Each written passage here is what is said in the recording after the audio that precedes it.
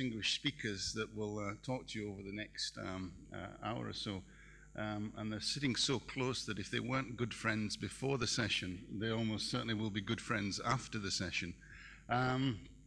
We have got an interesting array. Each speaker is going to speak for about 10 to 15 minutes. We say 10, but then they'll probably go on that little bit more as they do. So without further ado, we'll go into the session, and then at the end we'll have some question and answers, and hopefully we can have it not just through the panel, but across the floor as well. So we've heard him already today, and we're certainly getting our money's worth out of him. But I'll introduce Bill again. Bill Rammell is going to speak to us on leadership and government in a UK context.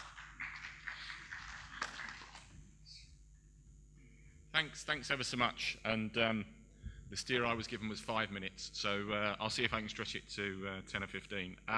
But I've been asked to talk about governance and institutional management, the issues, the opportunities, the challenges from a United Kingdom perspective. And to start that debate, it's worth underlining the degree of change within the UK higher education landscape. Probably, and I know it's commonplace to talk about more change than there's ever been in the past, but I think that's genuinely true in the UK world of higher education. Greater change than certainly in 30, 40 years.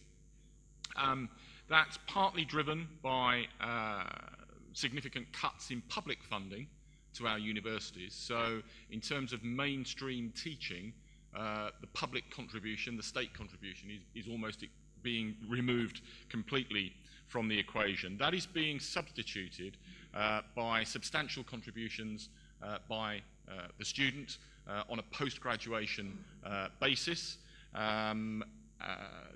Alongside that, quite rightly, students asking more and asserting their rights more in terms of what they expect to get back from their university education. And all of that happening within an environment where, for a whole series of reasons, citizens genuinely are more assertive of their rights within a consumerist perspective.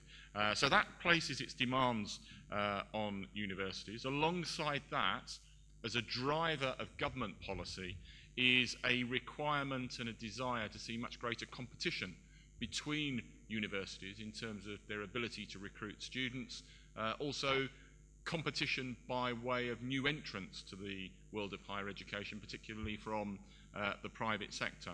All of that, and there are now mechanisms in place, something called the Key Information Set, which is a set of metrics that universities have to publish about their performance in terms of contact time, student satisfaction, and other measures. And all of that is driving a requirement for universities to really demonstrate value for money and the quality of the student and the educational and the teaching experience. So that's the broad context within the UK within which we are operating.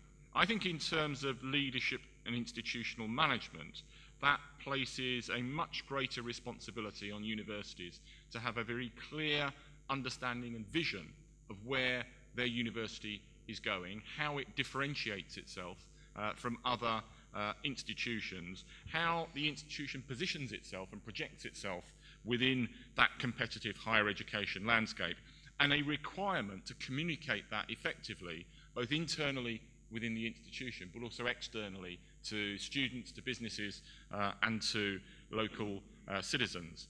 I think that means that there is a broader skill set that is required of university leaders, not just an academic focus, but the ability to communicate, the ability to market the brand of the university, and also a much stronger focus on some of the smart skills that I was talking about this morning, both within the curriculum and alongside the curriculum, how you can inculcate and develop those attitudes, those attributes, that skill set that employers are increasingly looking for.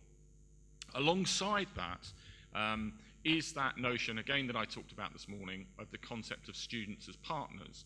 And I think in a whole series of ways within the UK, we are having to respond to and involve students in the commissioning and decision-making process of the delivery of higher education through the university structures. Alongside that, a requirement for universities to be much more global in their thinking. Virtually every institution within the UK has upped its game in terms of its desire, its willingness to recruit students from overseas, but also to engage in transnational educational opportunities. But a question mark alongside that is the degree to which our national systems have kept pace with that. And indeed, there's an active and ongoing debate within the UK about the ease of the visa system by which overseas students come to UK institutions. And I think that does present some challenges, but it is still easily navigable for most overseas students. And I think there's actually a requirement on university leaders not to exaggerate the impact of those visa changes, otherwise they become self-fulfilling in that overseas students hear what the debate, the noise that's taking place, and don't actually recognise that actually it's relatively still easy to obtain a visa. So all of that is happening. There's also, as I referred to, the change in the funding model, moving from state funding to student funding, but also within the UK system, that is throwing up some challenges. There is a very clear consensus across the world of universities, across our political parties at a national level, that the current funding model is probably unsustainable, because even though there's that big shift of funding from the state to the individual, actually it still costs the state money, in that the state has to guarantee the student loan book, the basis on which the students repay, and the sums don't quite add up, and therefore probably after our next general election this issue will have to be revisited. Quite how that happens and in what way we don't know, but all of that is creating tensions, and I think the most effective university leaders will be those who can actually, as well as managing that student finance system, also look for additional sources of funding by way of diversification, whether it's overseas income, whether it's income from business, to actually sustain the financial model. We've got greater competition, as I talked about, but that's not always on a level playing field. And so one of the challenges that we face in terms of institutional leadership is how you move forward whilst facing that competition when the cards are not always stacked on an even basis.